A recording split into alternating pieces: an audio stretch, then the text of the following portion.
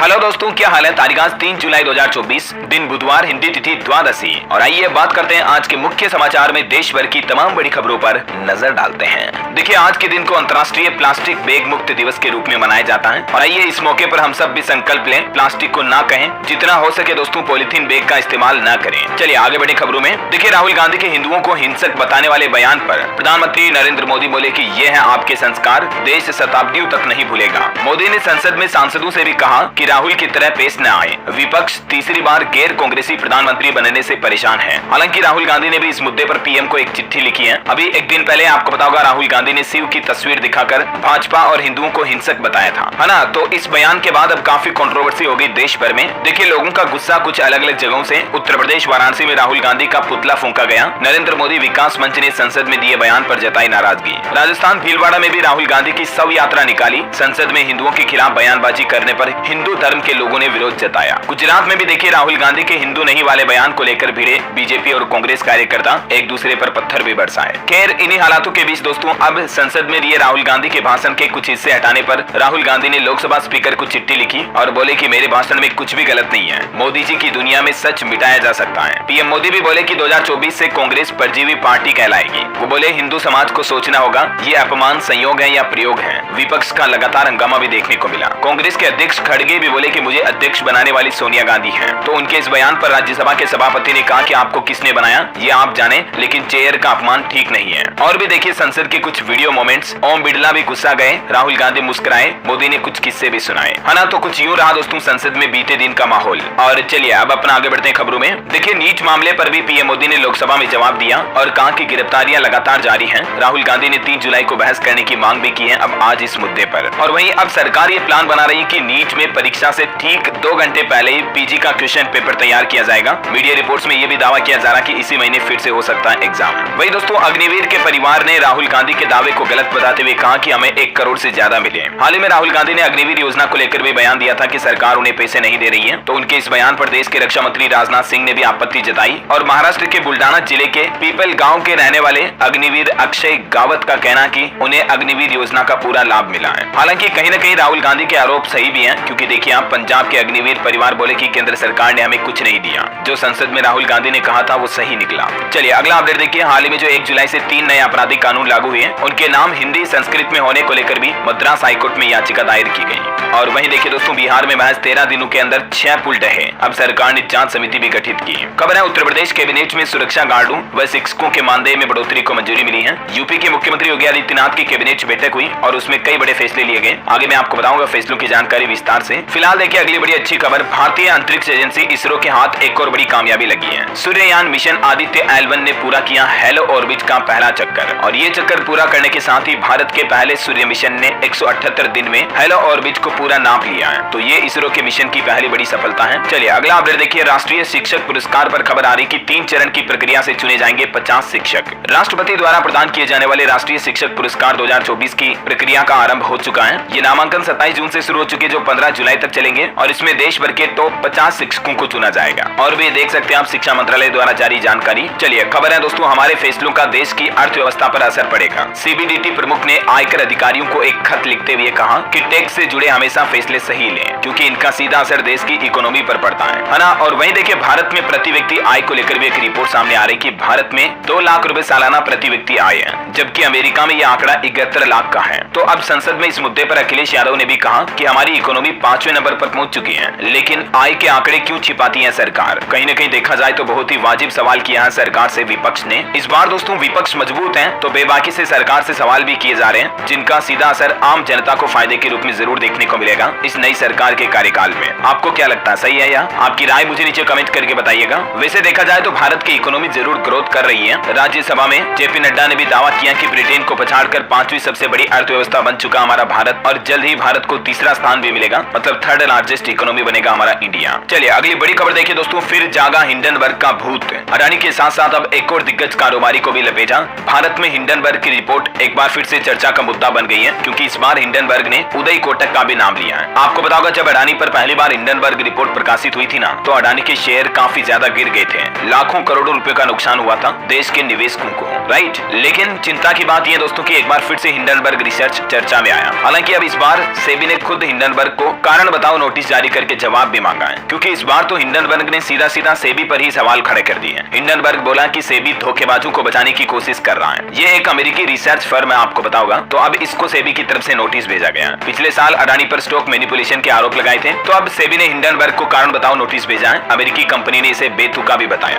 देखते हैं सेबी के इस नोटिस का क्या जवाब देता है हिंडनबर्ग। जो भी अपडेट आएगा मैं आपको बता दूंगा। और वहीं देखिए सेबी का एक और नया प्लान, अब कंसोलिडेटेड अकाउंट स्टेटमेंट भेजने के लिए डिफॉल्ट मोड के रूप में ईमेल करना अनिवार्य होगा। ये भी एक नया नियम लागू हो चुका, देख सकते हैं आप। और हाल ही में सेबी ने जो स्टॉक ब्रोकर के लिए नए नियम लागू किए थे, तो उस नए सर्कुलर का कहर देखने को मिला। स्टॉक ब्रोकिंग फर्मों के शेयर धड़ाम से गिरे। एंजल वन के स्टॉक में भी 9% तक की गिरावट देखी गई। चलिए अगला अपडेट आ रहा, भारत और म्यांमार के बीच रुपया और क्यात में व्यापार तंत्र की शुरुआत हुई और ये पंजाब नेशनल बैंक के जरिए अब इंडिया म्यांमार के बीच ट्रेड हो पाएगा, यानी कि व्यापार हो पाएगा दोनों देशों की करेंसी के जरिए, है ना। चलिए अगला बड़ा फैसला देखिए सरकार का। अब सरकार जीएसटी का डेटा रिलीज करना बंद कर चुकी है। वैसे हर महीने की पहली तारीख को आपको बताऊंगा जीएसटी डेटा रिलीज होता है कि इस महीने सरकार ने जीएसटी टैक्स से कुल कितना कलेक्शन किया, राइट। अभी बीते महीने जून के डेटा मैंने आपको बताए थे, तकरीबन 2.25 लाख करोड़ रुपए जुटाए सरकार ने। लेकिन अब सरकार ने यह फैसला लिया कि जीएसटी का डेटा हर महीने प्रकाशित नहीं किया जाएगा, बल्कि केंद्र सरकार ने डेटा रिलीज करना ही बंद कर दिया। जीएसटी लागू होने के 74 महीनों बाद ऐसा किया जा रहा है। और हैरानी की बात पता क्या, सरकार ने इस सिस्टम को बंद करने के पीछे कोई कारण भी नहीं बताया है, मतलब कोई प्रॉपर वजह ही नहीं। आखिर ऐसा क्यों कर रही है? देश के नागरिकों को यह जानने का अधिकार नहीं है कि सरकार ने इस महीने टैक्स से कुल कितनी कमाई की।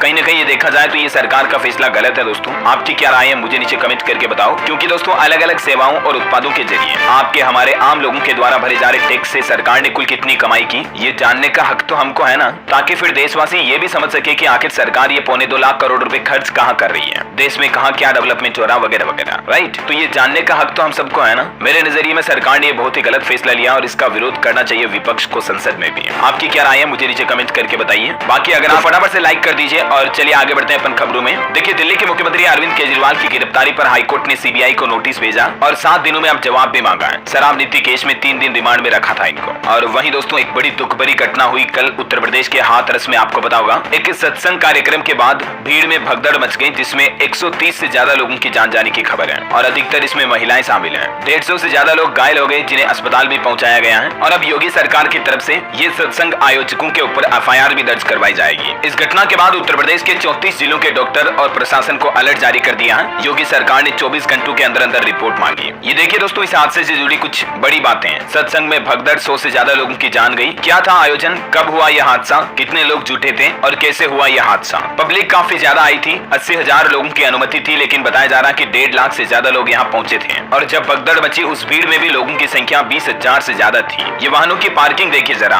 1,000 से ज्यादा तो वाहनों की भीड़ थी। 300 बस, कार, ट्रैक्टर, ऑटो और दोपहिया वाहन सड़क के किनारे लगे थे 8 किलोमीटर तक। इतना बड़ा सत्संग था ये बाबा का। अब इस हादसे के पीछे कुछ अलग अलग वजह भी बताई जा रही है। कुछ चश्मदीदों का ये कहना कि भक्तों में बाबा के पांव छूने की होड़ मची थी, तो सेवादारों की बंदिशों को तोड़कर लोग बाग भागे और भगदड़ में लोगों की जाने गई। कुछ कहते हैं कि भगदड़ के दौरान हाईवे किनारे बने गड्ढे में लोग गिरते गए और कुछ का कहना कि सत्संग समाप्त होते ही गर्मी और उमस से बचने के लिए भीड़ ने दौड़ लगा दी और इस वजह से ये भगदड़ मच गई। लेकिन दोस्तों इस भगदड़ के बाद मंजर इतना खौफनाक था, इस बात का अंदाजा आप इसी से लगा सकते हैं कि जान जाने वाले लोगों की संख्या को देखकर ही एक पुलिस वाले की हार्ट अटैक से जान चली गई, क्योंकि इतना बड़ा हादसा कभी जिंदगी में नहीं देखा था पुलिस वाले ने। देखिए मतलब एक माँ का दर्द देखिए, आंखों के सामने बेटी को कुचलते रहे लोग, चीखती रही, जब तक मैं गोद में उठाती उसकी सांसें थम चुकी थी। और इस हादसे के बाद घायलों को अस्पताल में इलाज तक भी पूरा नहीं मिल पाया। लोगों का आरोप है कि कुछ लोगों की तो सांसें चल रही थी, लेकिन इलाज नहीं मिलने की वजह से मौत हो गई। अच्छा, इस हादसे के पीछे जो मुख्य वजह है वो बाबा जिनकी ये सत्संग चल रही थी, जिनका ये प्रोग्राम था। आखिर कौन है वो बाबा? सफेद सूट बूट इनकी पहचान है, इनकी खुद की आर्मी है। यूपी पुलिस से बर्खास्त हुए ये तो ये फिर बाबा बने थे। उत्तर प्रदेश के हाथरस में भोले बाबा के ये सत्संग में भगदड़ मच गई। भोले बाबा का नाम तो आपने सुना होगा अगर आप यूपी से रहते हैं तो। ये भोले बाबा की कुछ पुरानी तस्वीरें हैं, आप देख सकते हैं। और दोस्तों अब इस हादसे के बाद प्रधानमंत्री नरेंद्र मोदी ने भी मृतकों को 2-2 लाख और घायलों को 50,000 रुपए मुआवजा देने का ऐलान किया है। और यूपी की योगी सरकार की तरफ से भी 2-2 लाख रुपए का अलग से मुआवजा देने की घोषणा की है। पीएम मोदी ने भी घटना पर दुख जताया और इस हादसे के बाद अब सरकार की तरफ से हेल्पलाइन नंबर भी जारी किए गए। अगर कोई अपने परिजनों को खो चुका तो इस नंबर से सहायता ले सकता है। और वैसे दोस्तों हादसे की बात हो रही तो देखिए आप, अमरनाथ यात्रा के दौरान भी एक बस हादसा होते होते टल गया, क्योंकि एक बस के ब्रेक फेल हो गए थे। तो हालात ये थे कि चलती बस से श्रद्धालु कूदने लगे, लेकिन फिर इंडियन आर्मी सेना के जवानों ने कुछ ऐसा किया कि उनकी वाही चारों तरफ उनकी तारीफ होने लगी, क्योंकि सेना के जवानों ने बस के आगे बैरिकेडिंग वगैरह लगा करके बस को तुरंत रोक दिया। ये अमरनाथ यात्रा से वापस आ रही थी बस, लेकिन इसके ब्रेक फेल हो गए। और वैसे दोस्तों इस बार अमरनाथ यात्रा में भक्तों का गजब उत्साह देखने को मिल रहा। पिछले 3 दिन में ही 50,000 से भी ज्यादा श्रद्धालुओं ने बाबा बर्फानी के दर्शन किए। और एक घटना देखिए, मध्य प्रदेश के इंदौर के आश्रम में 5 बच्चों की जान चली गई। 29 बच्चे अभी भी भर्ती हैं, 2 की हालत गंभीर है। ये देखिए, यहाँ भी एक आश्रम से एक गंभीर मामला सामने आया है। और एक घटना महाराष्ट्र पुणे में जो हाल ही में हुई थी, झरने में बहे सभी 5 लोगों के शव बरामद हो गए हैं। अब सरकार की तरफ से कुछ स्थानों पर पर्यटकों के प्रवेश पर भी प्रतिबंध लगाने का प्लान बनाया है। ये वीडियो आपने सोशल मीडिया पर देखा भी होगा, इंस्टाग्राम वगैरह पर, किस तरह से एक ही परिवार के 8-10 लोग बाग परिजन जो खड़े थे, तेज बहाव आ गया, झरने में फंस गए थे, लेकिन आखिरकार पानी का बहाव और तेज होने की वजह से ये सभी बह जाते हैं और जिंदगी की जंग हार जाते हैं। इसलिए अब सरकार ने प्लान बनाया, कुछ पर्यटन स्थलों पर लोगों के पर्यटकों के जाने पर भी प्रतिबंध लगाया जाएगा, है ना। तो दोस्तों, आप भी इससे सावधान रहें। बारिश के मौसम में स्पेशली ध्यान रखें, कहीं झरने, नदी, तालाब, झील, नहरों में नहाने के लिए ना जाएं, है ना। चलिए आगे बढ़ते खबरों में। देखिए, इलाहाबाद हाईकोर्ट की तरफ से धर्म परिवर्तन के मामलों पर कड़ी टिप्पणी करते हुए कहा कि अगर धर्मांतरण की अनुमति दी गई तो एक दिन भारत की बहुसंख्यक आबादी भी अल्पसंख्यक हो जाएगी। जी हाँ, यूपी में धर्मांतरण के मामलों पर हाईकोर्ट ने तल्ख टिप्पणी करते हुए कहा कि गरीब लोगों को गुमराह किया जा रहा है और अगर ऐसा ही होता रहा तो भारत की बहुसंख्यक आबादी भी अल्पसंख्यक बन जाएगी, मतलब हिंदुओं की संख्या कम हो जाएगी, मुस्लिम वगैरह जातियों की संख्या बहुत ज्यादा बढ़ जाएगी। और हाईकोर्ट ने कहा कि धर्म प्रचार की स्वतंत्रता किसी को धर्म परिवर्तन कराने की अनुमति नहीं देता है और इन तरह के मामलों पर सख्त कार्रवाई करने के निर्देश भी दिए सरकार को, है ना। चलिए अगला अपडेट है, गृह मंत्रालय ने FCRA पंजीकृत NGO की वैधता बढ़ाई, नवीनीकरण को लेकर भी ये सलाह दी है। ज्यादा डिटेल देख सकते हैं आप इस बारे में। और वहीं देखिए, बड़ी खबर, पार्लियामेंट यानी संसद की कवरेज के लिए मीडिया पर लगे प्रतिबंधों को हटाया जाए। एडिटर्स गिल्ड ने लोकसभा अध्यक्ष ओम बिरला और देश के उपराष्ट्रपति से इस बात को लेकर आग्रह भी किया है। खबर है दोस्तों, अगले साल 2025 से लागू होगा भारतीय रेलवे का नया टाइम टेबल। रेलवे बोर्ड ने 17 जोन के महाप्रबंधकों को इस संबंध में सर्कुलर भी जारी किया। और वहीं खबर है, AI समिट 2024 की भारत करेगा मेजबानी। 3 और 4 जुलाई को राजधानी नई दिल्ली में इसका आयोजन होने जा रहा। आर्टिफिशियल इंटेलिजेंस पर फोकस रहेगा इस समिट में। वैसे टेक न्यूज से कुछ और अपडेट देखिए आप। एप्पल के iOS 18 अपडेट में अब आपको ये नया फीचर मिलेगा। अब आप हिंदी और मराठी समेत 9 भाषाओं में सीरी से बात कर पाएंगे। मतलब अभी आप एप्पल असिस्टेंट को यूज करते हो तो आपको बोलना पड़ता है हे सीरी, लेकिन अब आप अन्य भाषाओं में भी सीरी का इस्तेमाल कर पाएंगे। अच्छा, इसके अलावा देखिए आप दोस्तों, सैमसंग गैलेक्सी AI में भी अब आपको हिंदी का ऑप्शन मिलेगा। वैसे आपको बता दूं, Samsung Galaxy Z Fold 6 smartphone 10 जुलाई को भारत में लॉन्च होगा। गैलेक्सी अनपैक्ड इवेंट में Z Flip 6 के साथ वॉच और पेन की भी लॉन्चिंग की जाएगी सैमसंग कंपनी द्वारा। चलिए अगली खबर देखिए, गुजरात और राजस्थान के जैसे ही उत्तर प्रदेश में भी लागू होगा स्पेशल इन्वेस्टमेंट रीजन एक्ट। योगी सरकार की तरफ से प्रदेश में निवेश को और ज्यादा बढ़ाने के लिए ये नया प्लान बनाया गया। देख सकते हैं आप ज्यादा जानकारी इसके बारे में। चलिए बड़ी खबर आ रही दोस्तों, बारिश के मौसम में भारत में जीका वायरस फिर से अपने पैर पसारने लगा। महाराष्ट्र पुणे में अब तक 6 मामलों में 2 गर्भवती महिलाएं भी शामिल हैं जिनमें जीका वायरस पॉजिटिव पाया गया। पुणे में ये जीका वायरस के मामले टोटल बढ़कर 6 हो चुके हैं। 2 तो प्रेग्नेंट महिलाएं हैं और अगर किसी गर्भवती महिला को जीका वायरस हो जाता है तो उन माताओं बहनों के होने वाले बच्चे का सिर भी डेवलप नहीं हो पाता, वो छोटा रह जाता है। इसके कई गंभीर साइड इफेक्ट देखने को मिलते हैं। जहां एक तरफ पहले ही डेंगू का खतरा रहता है बारिश के मौसम में, इस बीच ये जीका संक्रमण के मामले बढ़ना भी बड़ी चिंता की बात है वाकई में, है ना। तो दोस्तों आप भी सावधान रहें। और ये देख सकते हैं आप जीका संक्रमण के कुछ सामान्य लक्षण वगैरह। डेंगू और जीका में भी क्या अंतर है, इस बाबत जानकारी भी आप देख लीजिएगा। चलिए अगला अपडेट आ रहा, IPS TV रविचंद्रन देश के नए डिप्टी NSA बनाए गए। पूर्व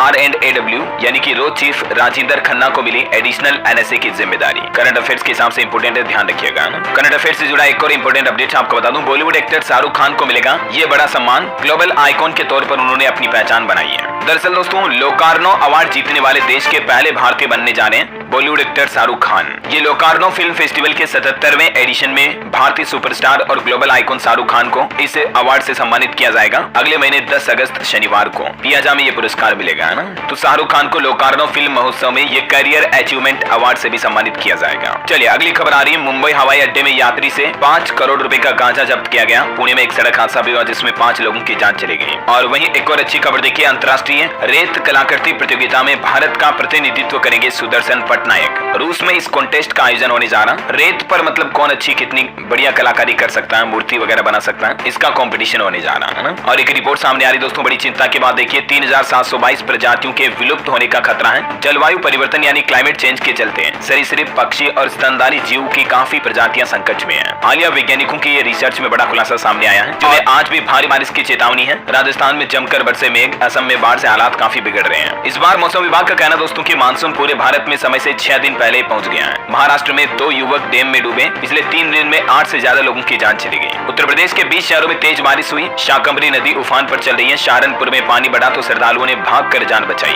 राजस्थान में भी अगले 1 सप्ताह तक बारिश का सिलसिला लगातार जारी रहेगा। जुलाई महीने में सामान्य से अधिक बरसात की संभावना है। 7 दिन में ही राजस्थान के 32 जिलों में मानसून की एंट्री हो गई। इधर मध्य प्रदेश में देखिए इंदौर, खंडवा समेत कई जिलों में भारी बारिश का अलर्ट है। एमपी में जुलाई महीने में 106% तक बरसात होगी, मतलब सामान्य से ज्यादा। और बिहार में देखिए हालात, नेपाल में तेज बारिश हो रही है। इस वजह से बिहार की काफी नदियां उफान पर चल रही हैं, बागमती वगैरह। बिहार में वैसे पटना समेत आज भी 15 जिलों में बारिश का अलर्ट है। झारखंड के भी 17 जिलों में बारिश का येलो अलर्ट। गुजरात के सौराष्ट्र के 10 जिलों में रेड अलर्ट। उत्तराखंड के 5 जिलों में बारिश का रेड अलर्ट। हरियाणा के 6 जिलों में बारिश की चेतावनी। आज और कल 9 जिलों में अलर्ट जारी किया है। और भी दोस्तों, स्काईमेट वेदर की रिपोर्ट के मुताबिक अगले 24 घंटों के दौरान मौसम की संभावित गतिविधियां क्या रहेगी, जिसकी जानकारी भी आप देख सकते हैं स्क्रीन पर। और चलिए अब अपन आज के सराफा बाजार पर नजर डाल लेते हैं। तो देखिए आज सोना सस्ता हुआ लेकिन चांदी महंगी हुई है। इंडिया बुलियन एंड ज्वेलर्स के मुताबिक 24 कैरेट सोने के दाम में मामूली गिरावट आई 16 रुपए की। और अभी सोने का भाव 71,858 प्रति 10 ग्राम चल रहा है। लेकिन 1 किलो चांदी में 283 रुपए का उछाल देखा गया और चांदी का रेट 88,085 रुपए प्रति किलो चल रहा है। हालांकि एमसीएक्स पर रेटों में थोड़ा डिफरेंस होता है, जिसकी डिटेल भी आप देख सकते हैं। ओके, और चलिए दोस्तों कुछ मार्केट के अपडेट देखिए आप। एक्सपर्ट का ये कहना है कि निफ्टी बुल्स अब थकने लगे हैं। ऊंचे लेवल से प्रॉफिट बुकिंग आ सकती है तो मार्केट में गिरावट देखने को मिल सकती है। और ना सिर्फ निफ्टी 50 में बल्कि बैंक निफ्टी में भी हाई लेवल पर प्रॉफिट बुकिंग की संभावना है। देश के फाइनेंशियल एक्सपर्ट की तरफ से ये राय दी गई। 51,700 और 52,000 के आसपास एक अच्छा स्ट्रॉन्ग सपोर्ट है। वैसे कल भी सेंसेक्स ने 79,855 और निफ्टी ने 24,236 का नया हाई रिकॉर्ड बनाया। उसके बाद सेंसेक्स वगैरह में गिरावट भी देखी गई।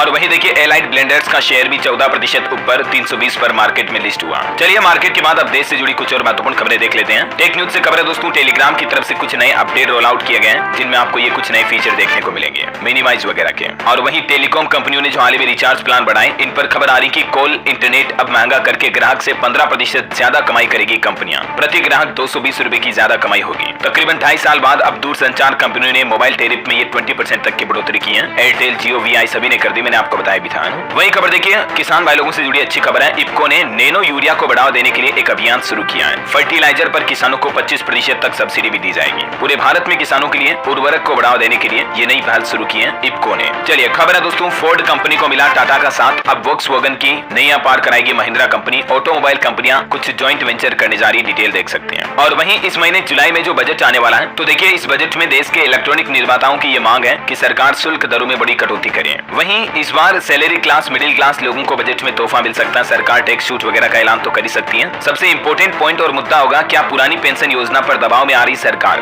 बजट के दौरान एनपीएस में भी कुछ ओपीएस की झलक देखने को मिल सकती है, यानी कि नई पेंशन सिस्टम में सरकार पुरानी पेंशन योजना से ही जुड़े कुछ लाभ जोड़ सकती है ऐसा। और एक अपडेट ये भी है कि बजट से पहले थोड़ा झटका दिया सरकार ने। छोटी बचत योजनाओं में जमा राशि पर ब्याज दरों में बढ़ोतरी करने से इनकार कर दिया। किसी भी तरह की स्मॉल सेविंग स्कीम में अभी सितंबर तिमाही तक कोई ब्याज दरों में बढ़ोतरी नहीं की जाएगी, है ना। चलिए अगला अपडेट देखिए। 3 नए आपराधिक कानूनों को लेकर देश के सुप्रीम कोर्ट के सीजेआई चंद्रचूड़ का कहना है कि इन कानूनों को लेकर पहले ही सुप्रीम कोर्ट में सुनवाई चल रही है। ऐसे में अगर मैंने इन पर कुछ कहा तो वो उचित नहीं होगा, इसलिए वो कमेंट करने से मना कर दिया है। और खबर है दोस्तों, नोएडा से लखनऊ बस 4 घंटे में आप पहुंच पाएंगे। एक साथ बन रहे 2 एक्सप्रेस वे। अभी 7 घंटे लगते हैं, लेकिन 70 किलोमीटर तक दूरी भी कट जाएगी। और एक्सप्रेस वे होंगे तो आपकी गाड़ी की स्पीड भी बढ़ जाएगी, है ना। जल्द ही इनका निर्माण कंप्लीट हो जाएगा। और चलिए खबर आ रही है, अब कलाकारों को सरकारी कार्यक्रमों में मौका पाने के लिए ये काम करना होगा। और वो काम है दोस्तों, रजिस्ट्रेशन करवाना पड़ेगा सभी कलाकारों को सरकारी पोर्टल पर। बिहार सरकार की तरफ से ये नई पहल शुरू की गई है। ऑनलाइन आवेदन करना पड़ेगा। और भी डिटेल आप देख सकते हैं इस बारे में। चलिए खबर आ रही, भारत के यूपीआई पेमेंट सिस्टम की दीवानी हुई दुनिया। अब इन 4 आसियान देशों के लोग भी यूपीआई के जरिए पेमेंट कर पाएंगे, क्योंकि वहां की सरकारों ने भी यूपीआई पेमेंट सुविधा शुरू कर दी है। फिलीपींस, मलेशिया और थाईलैंड के फास्ट पेमेंट सिस्टम को यूपीआई से जोड़ दिया गया है, जिससे कि इन देशों के नागरिक भी यूपीआई के जरिए पैसों का डिजिटल ट्रांजैक्शन करने में सक्षम होंगे, है ना। चलिए खबर आ रही, भारतीय मूल के एक अमेरिकी अरबपति को 8,300 करोड़ की धोखाधड़ी के लिए 7.5 साल की जेल की सजा सुनाई गई है। ऋषि शाह इनका नाम है। इन्होंने अरबों डॉलर की धोखाधड़ी की है। और एक रेल दुर्घटना से जुड़ी खबर देखिए दोस्तों, हरियाणा में चलती मालगाड़ी से कंटेनर गिरे और इस घटना में 3 किलोमीटर रेलवे ट्रैक भी टूट गया, जिसके चलते 14 ट्रेनें रद्द की गई। वही खबर है दोस्तों, अंबानी परिवार ने करवाया सामूहिक विवाह। अनंत अंबानी की और राधिका की शादी से पहले जरूरतमंदों के लिए खास पहल भी की गई। चलिए खबर है, पुलिस ने दावा किया बॉलीवुड एक्टर सलमान खान की सुपारी दी गई थी। 25 लाख में डील हुई थी। पाकिस्तान से AK-47 आनी थी। और वहीं खबर आ रही, राजस्थान विधानसभा का बजट सत्र आज से शुरू होने जा रहा। 10 तारीख को बजट समेत कई अहम विधेयक भी आएंगे राजस्थान सरकार की तरफ से, क्योंकि बजट सत्र तो आज से शुरू होने जा रहा। और केंद्र सरकार से पहले 10 जुलाई को राजस्थान सरकार अपना बजट भी जारी कर देगी। विधानसभा में संसद के जैसे ही लंच ब्रेक शुरू करने की भी तैयारी चल रही है। और वैसे विपक्ष का भी ये प्लान है। 10 दिन कार्य योजना और सरकारी नौकरियों और कानून व्यवस्था पर सरकार को विधानसभा में घेरेगी कांग्रेस भी राजस्थान में। वहीं राजस्थान के मुख्यमंत्री भजनलाल सरकार की कैबिनेट बैठक में भी कुछ बड़े फैसले लिए गए। नागरिक उड्डयन पॉलिसी को मंजूरी मिली और अब 3 जगहों पर फ्लाइंग स्कूल भी खोले जाएंगे। वो है किशनगढ़, झालावाड़ और भीलवाड़ा में फ्लाइंग स्कूल खुलेंगे राजस्थान में। जयपुर को एरो सिटी बनाया जाएगा। भजनलाल शर्मा की कैबिनेट बैठक में ये कुछ बड़े फैसले लिए गए। वहीं राहुल गांधी के बयान पर भी भजनलाल ने कहा कि हिंदुओं को गाली देना राहुल की आदत है। उनका प्रतिपक्ष के नेता के तौर पर पहला भाषण ही झूठा निकला। और वहीं दोस्तों राजस्थान हाईकोर्ट की तरफ से भी देखिए एक सख्त आदेश जारी किया गया खाद्य पदार्थों में मिलावट को लेकर। केंद्र और राज्य सरकार को कानून की पालना करने के निर्देश भी दिए। एक और खुलासा भी सामने आया राजस्थान में जयपुर में देखिए आप 1500 किलो घी और 3300 किलो से भी ज्यादा अचार और मुरबा सीज किया गया, क्योंकि ये खराब तेल से बने थे, मिलावटी चीजों से बने थे। अब जरा सोचिए लोगों की सेहत के साथ किस कदर खिलवाड़ किया जा रहा है। बाजारू चीजें जितना हो सके दोस्तों कम काम में लें, शुद्ध देसी चीजें घर पर बनाकर खाएं, है ना। चलिए अगला अपडेट देखिए। अनअकैडमी ने 250 कर्मचारियों को नौकरी से निकाला। ये मार्केटिंग और सेल्स में काम कर रहे थे। कंपनी ने पिछले 2 साल में 4000 से भी ज्यादा की छंटनी की। माताओं बहनों की सेहत को लेकर एक बड़ा अपडेट आ रहा दोस्तों। ब्रेस्ट कैंसर से साल में तकरीबन 6.5 लाख से भी ज्यादा मौतें होती हैं। WHO की तरफ से ये ऑफिशियली आंकड़ा है,